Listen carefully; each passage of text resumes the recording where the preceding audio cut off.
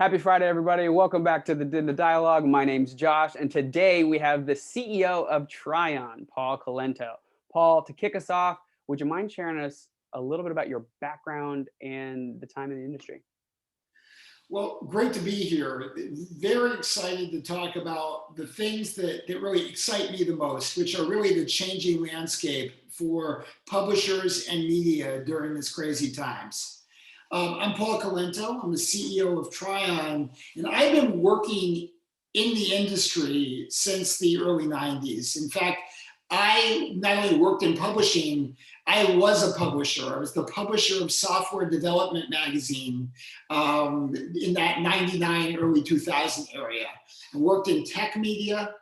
I've worked in ad tech. I've launched some companies. I've done it all in that area. And I've done it either as management and marketing and sales. I built a video company that was a buyout like TV on YouTube company called TriView Media, sold that in 2014 to AdKnowledge. I focused a lot of my years on basically online brand building, essentially looking at how to help existing publisher brands launch new lines of business, whether that be in video, mobile, social media. I was doing podcasting in the mid-2000s and emerging market segments. Done video advertising, brand building, new segment creation, marketing. I've both been a social influencer in helping build social influencer strategies for enterprise tech companies. I've been a social influencer myself. I sold advertising on YouTube on top of social influencer stuff. And I also was the general manager of AdParlor, a leading platform for running Facebook, Twitter, Instagram brand advertising. Done it all in the industry, but the most exciting opportunity that I've ever been a part of is what we're doing here at Trion. That's awesome. That's a lot to be said too, especially with the background that you just shared. So share with us a little bit about what Trion is. I'm familiar being with diDNA, but for everybody watching and the publishers, where does Trion sit in this very complicated ad ecosystem? Well, we aim at Trion to be a benchmark standard for delivering scalable, improving digital advertising. And we do that across mobile, we do that across desktop, we do that across OTT. And our goal is ultimately, though, not to move inventory, it's to connect buyers and sellers together. People that want to consume a product that is sold by advertising on a publisher page. Mm-hmm. It's really about finding relevance in that market. And our focus is really about exposing, promoting, and utilizing target premium publishers as a proxy for audience identification and engagement. And we've been doing this. This company, Trion, has been doing this for 10 years. It's really an environment where this company was built 10 years ago as a mobile engagement platform around contextual marketing is now being able to be applied in this post-cookie world in a way that, really you couldn't even imagine. What was old is new again. Right. So today, we operate a comprehensive advertising marketplace, including multiple pieces of the programmatic. Our supply-side platform, or SSP, and that connects publishers with leading demand sources that often connect with us via our Trion pre-bid adapter or through our dynamic JavaScript tags. We also provide our publishing partners access to unique demand through our premium marketplace. And we really have a focus on high impact ad placements, things like breakout advertisements, and et cetera. Some additional things that we do, we link and align with additional supply sources outside of our network. We provide retargeting and remarketing and a host of other ad tech solutions in that area. What we really think about in how we can basically connect with end customer and really also monetize publisher stuff really comes down to two words: speed and efficiency. And these are the limiting factors that keep inventory from being bought and customers from seeing advertisements that are blank. We've particularly in video, we've all seen that, and our goal is to do that with scale. And we have a variety of technologies in place, including that pre-bid adapter. But in that ecosystem, I think that the thing we need to realize is what we're doing yesterday isn't going to work in 2022. We're really now moving into this post-cookie world.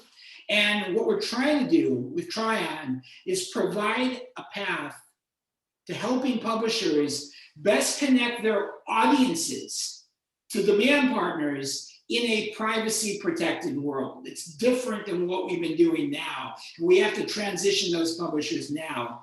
And we have some particular expertise in doing this, not only in consumer packaged goods, quick service retail, lottery, tourism, healthcare, footfall, but also highly regulated markets. So we do a little bit of a lot, but the idea is to expose premium publisher inventory ultimately to the right person at the right time, in the right place, the right device, et cetera, et cetera.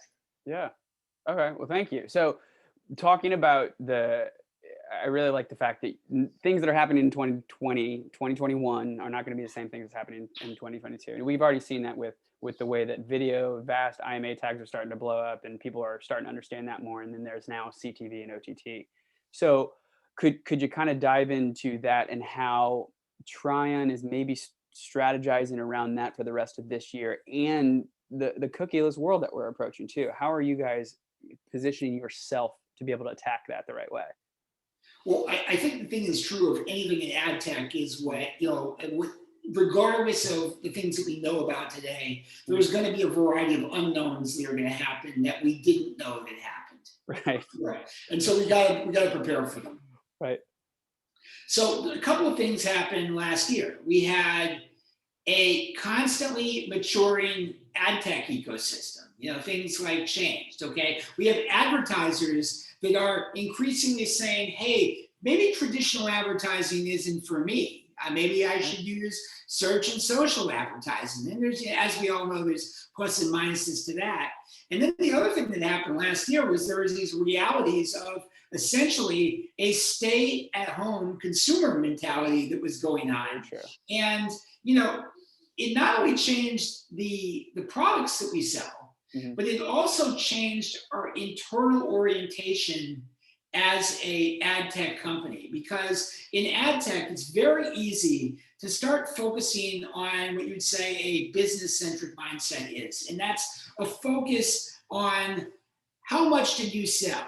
What did you sell it for? What was your margin? What was your fill? Things about you and things about your publisher partners. But it's really about, that's a business performance mindset. But when the customer is changing, we need to move to a customer-centric mindset.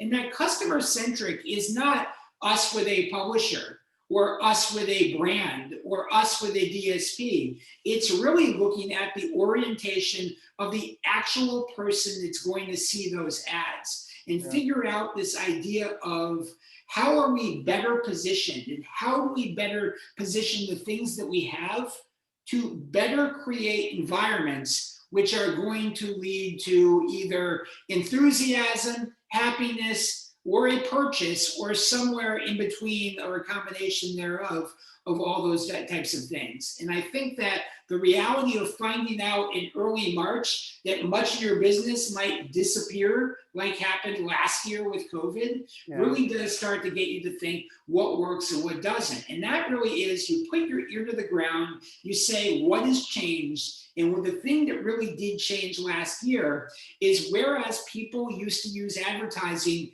and go to a store, today they go to an e-commerce storefront. Yeah. And that really does change on some level, maybe not the mechanics of how the Trion Connect supply side platform works, but it does really change how we package, position, explain, and expose the inventory, given the fact that somebody looking to purchase something is going to be looking at advertising environments different than before when it was used just for reach and frequency. Yeah. No, that's really cool. So how, with your experience as a publisher, and I did catch that in the very beginning, and what you keep addressing is a very publisher centric organization, which I think is super important. Not a lot of publishers get that kind of attention, right? So what have you used as a publisher that have kind of helped you drive that strategy? Well, it's interesting. So the word publisher literally can mean so many things to That's so true. many people in the online advertising world. Right. And my definition historically has been organizations that invest in content as a proxy for generating and connecting with audience. And so ultimately, the first key of any good publisher is that you're building content that people are, at least a significant percentage thereof, are finding you organically, meaning Yeah. that you're not buying traffic, you're basically finding people find you, because that shows to some extent that you're doing something right, and that in the investment that you're making in either the e-commerce that you're building, or even the content you're providing has value to somebody. Yeah. And in those audiences, it's really important to look at how much organic site traffic you're getting, where it's coming, where the value of your site is. What kind of traffic generates the most value? What kind of traffic, this might be different, what kind of traffic or what type of content generates the most page views? And that's one of the areas that I work in tech publishing that's kind of funny is when you go on an enterprise tech site, you will see an inordinate amount of articles inevitably about Apple. Apple is not really a big enterprise player, but it generates lots and lots of page views and lots of reads. And so from a publisher standpoint, you can sell your inventory programmatically if you have been established in the market for a while, you are bringing in a unique audience consistently, and you are monitoring things like stickiness. What is the time spent? How many page views per visit? And how many return visits are you measuring and monitoring? Ideally, you want those metrics to go up over time. And then you want to also be saying, how well is my site indexing so that I get new people into the site that didn't know me, that might find me through search? And am I convert? And this is one of the biggest challenges with Google News and the search area is publishers get one-time visits, but they get high levels of bounces, and they get very few return visits. And so the key thing to look at is most publishers have the analytics tools to be able to understand those kinds of things. And if you are working on improving those core metrics, as opposed to just getting more content out there, you are going to find higher rates of fill when you move this stuff into a programmatic ecosystem. And so a little bit of effort will yield demand without you doing anything around ad placements, ads per page, or whatever. So if your business is about providing good content, making sure that that content is resonating with the audience will inevitably create higher rates of programmatic fill. Yeah. So with the focus on, and I don't think everybody can say this, but with the focus on quality inventory, when you guys are looking at a publisher and your definition of a publisher, who really is your, let's say, Trion's client? Is it more of like the ad tech platforms like diDNA, because we have SSPs on our side and we have publishers, or is it a direct to publisher play? Because it seems like you're almost qualifying the publisher inventory so that you can create a partnership with some of these platforms out there. What would you say in terms of like target client and strategy for 21? Well, the answer actually is all of the above, because when you're doing something like you're doing, you actually find the right partners find you as opposed to you finding them. And a good example of that is the growing relationship between Trion and diDNA kind of came in through that kind of environment where when you're doing these kind of things, people kind of find you, and you find like attracts like, and you build a business that way. I think that the key that's really important is to never think that you're just one thing or you have one customer. And Yeah. ultimately, the customer themselves are really the people that basically utilize advertising, watch it, click it, and buy things based on it. Because people that click and people that buy or convert are really what generates more traffic over time, particularly as programmatic buyers basically whitelist or blacklist sites based on what they're doing. So literally thinking about who your customer is. Sometimes, a lot of times, a publisher or a partner might say, "What can you do for me?" And there's things that we can do and so forth. But literally, the first thing that somebody can do for themselves is say, what kind of relevant environments would be good for me? And getting insights into what those domains are and understanding those traffic, it allows us as an SSP to augment the data that goes along with that traffic or that publisher, so that people know that a publisher is about finance or cycling or about alternative health or what have you. People don't know this. Yeah. And a lot of times people say, well, what's your match rate with this area? And that's certainly been a big part of the way that programmatic advertising has worked. But that match rate against cookies is about to go away. Mm-hmm. So in that case, it's really going to be around really contextual content as a proxy for finding audience. Because as much as there's a lot of cookie alternatives out there, and some of which will work, some of which will not, some of which will stick, some of which will not, we also know that there are buyers that don't want to spend money on that level of data.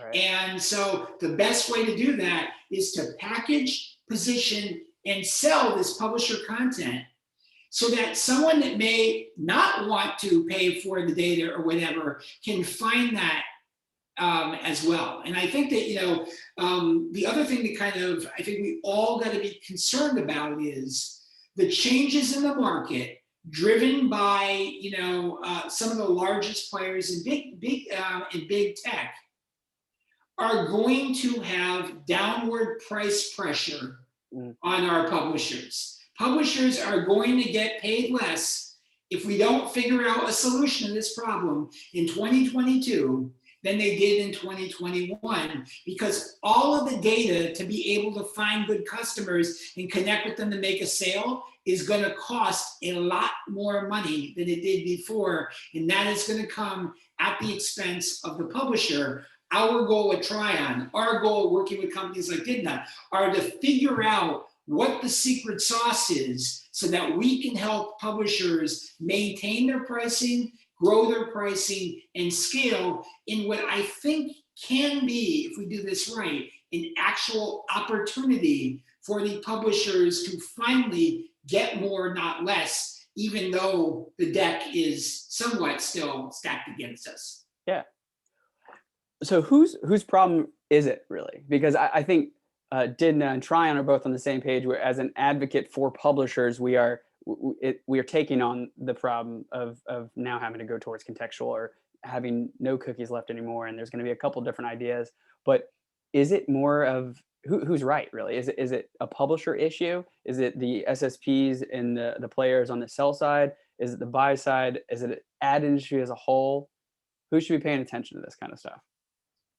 Well, I think that one of the challenges that we have is outside of the duopoly or players in big tech, smaller publishers, and by smaller, I still mean like major multinational corporations, right, do not connect and act as a cohesive group.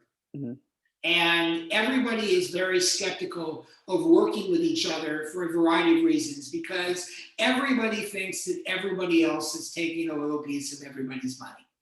And the way that you got to look at the ad tech ecosystem, and the way that you got to look at the way that people buy online advertising is, in the old days, okay, people bought advertising in a magazine, and you would buy one magazine over another in the same segment. Okay, so you'd buy into one food magazine, not 5 food magazines. There's some exceptions like auto, but in most cases you buy one or another.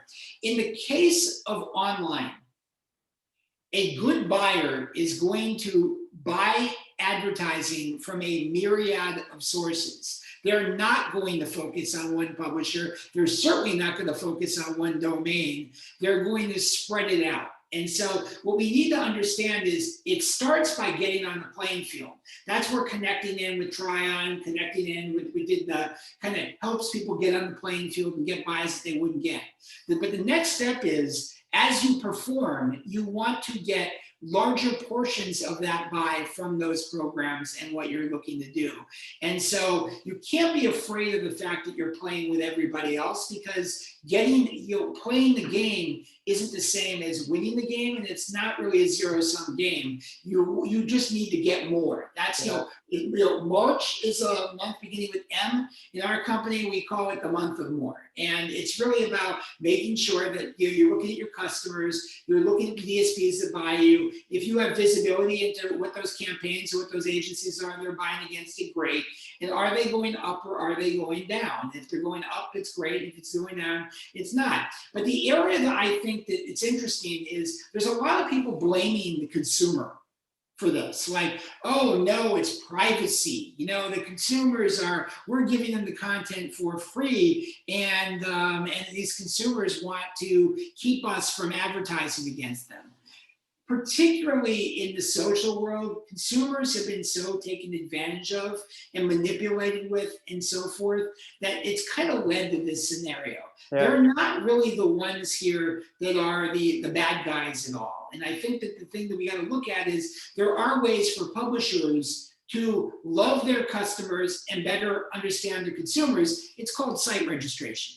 And so, you can do this. And a registered user, from an enterprise value standpoint, dramatically increases what the value of a publisher or what the domain actually is. And so, a lot of folks have kind of not been doing that, saying cookies are what matters, site registration don't matter, etc. Now what's old is new, and we got to start looking at that. And from my point of view, I'm trying to think about how can we take the site registration data, which probably is not going to connect with itself the way that some players like, and how do we package and position that in ways where maybe everything isn't connected, but people could use that to make more effective buying decisions and literally connect the right program with the right consumer without having to go through a lot of trouble. Right. So that's really simple and brilliant advice for a publisher right there. You already touched on that, was actual site registration. Here's an answer to a problem that we're addressing. What other kind of advice do you have for publishers navigating the ad industry right now? And I think you've got a lot of expertise in that one particular area, but I think that one of the key things is to have a strategy for monetization of your site.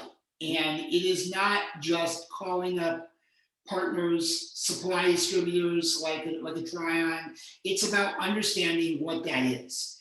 And all too often, and particularly in this realm of cookie matching and dynamic content and things of that nature, you often find that some publishers have a predisposition to wanting to move between whatever partner basically is going to give them the best deal, a different deal, a what have you, okay? And it's the devil is sometimes better in these environments. And I think it really does come down to to find partners that you feel comfortable with to try. Okay, I don't think you should move to anybody the first time and knock somebody out, but do some testing, see what works. In this environment of aggregation, making sure that the payment waterfall is what you expect, that the volume is somewhere near what you expect, and that it's growing over time. So I think it's really about find a good partner that you trust and try to find folks that seem to be working with publishers on a long-term basis, and ask them for referrals. If they don't give them to you, you should probably kind of move on. I mean, there's a whole host of an ecosystem that just basically will move a publisher from one supply platform to another and vice versa. And the only person that really works for is the person that's basically moving working as a consultant to move the publisher from the publisher to those platforms. So Right. I think the other thing is, and I think that this is another thing that's important to understand for younger publishers. Bigger publishers are going to get this, is that traffic is not linear. Traffic is seasonal. There are ebbs and flows in the market. Inventory will basically clear based on different times of day that relate to volume and so forth. And while people think that it's about audiences that drive rates of fill, the fact is other things going on in the world actually impact the fill on a particular day, like the Super Bowl, like the day after Thanksgiving.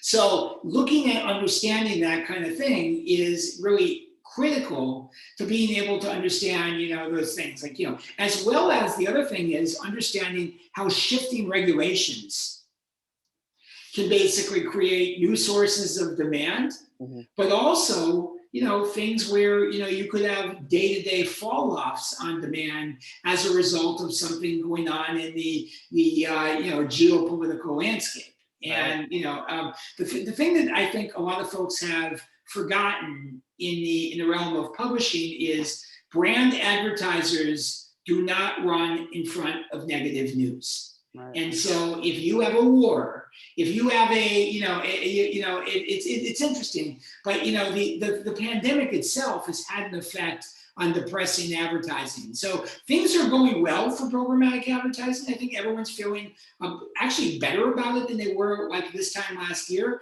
But that said, it's going to grow exponentially next year when we don't have the headwinds of COVID with us. Yeah, completely agree.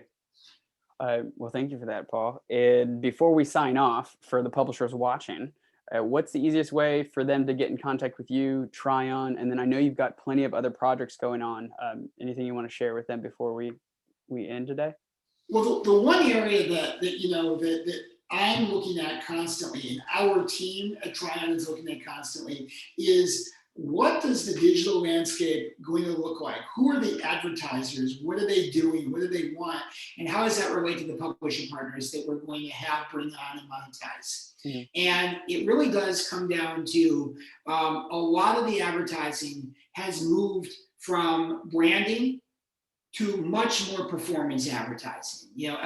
Online is always, programmatic has always been audience-centric performance advertising, but it's been moved way more and expedited more, and that's probably going to continue. What's also interesting is because of changing regulations in the United States, both before COVID into current, is there's a variety of regulated industries which are able to advertise that haven't before. And we've built out a business called CanView focused on providing access to the modern Canna customer and CBD buyer. And this is really a fundamentally high growth area for our business because these are brands that really have first time customers. You don't have repeat customers to buy a CBD product. They used to kick the tires when they went to CVS or Walgreens. They actually, many of these brands just got distribution in CVS in January of 2020. Right. By March, they weren't going to CVS at all. Now they have to sell by web. And so looking at what those regulated markets are and choosing whether or not you as a publisher want to go and attack that. We can help you with how to figure out what requirements or restrictions you can place on your media for those areas, what audiences to go after, and where you want to go. And I think that's, as other areas that probably are going to be relevant in 2022, 2023 are things like sportsbook advertising and so forth as well. So there's a lot of regulated market areas. The best way and easiest way for someone to connect with us is to visit the website, trioninteractive.com, and you're going to see a registration link on that page. Register, fill out the form, and we'll start talking to you. It's as simple sometimes as running our tags, but we can talk about ways to monetize the inventory, and also find ways to connect you to the right partner. Because if we're not the right one, we're going to connect you with Digna or some other good partners in the ecosystem to make things work. I think the most important thing is to think about your customer, think about your business, and try some things. And don't necessarily throw everything into a new basket. Test, test, test. And when it works, lather, rinse, repeat. It's been Yeah. a real pleasure being here. I appreciate it very much. Yeah, of course. Thank you, Paul. Everybody watching today, thank you for jumping on and watching the diDNA dialogue. If you liked the video, go ahead and press like. If you have any questions, comments, leave one below. If you have any ideas on who else you'd like to see on the diDNA dialogue, go ahead and leave that in the comments below as well. Paul, again, it's been a pleasure. Thank you so much for jumping on. Thank you so much. It's been a pleasure.